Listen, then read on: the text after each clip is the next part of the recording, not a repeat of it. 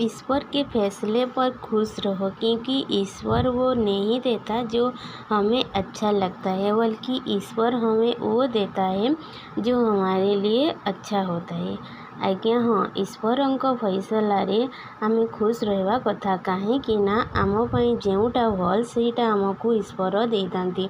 आउ जदि आमे जेउटा इच्छा करिबा सेटा जदि मिली जीवो, भविष्य रे आम पई क्षतिकारक होई पारे। से जेपरि आमको मीठा भल लगे, पिता जिनिस तो भल लगे नहीं ना, किंतु मीठा अधिक खाइबा द्वारा आम शरीर पई क्षतिकारक होई पारे, किंतु पिता जिनिस आम शरीर पई भल अटे ना।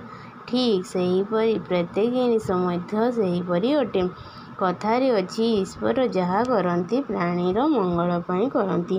तेणु ईश्वरଙ୍କ प्रत्येक फैसला को सम्मान देवा कथा एवं सेथिरे खुशी रे रहिबा कथा। आजिर दिनटी आपणଙ୍କ पई मंगलमय हो।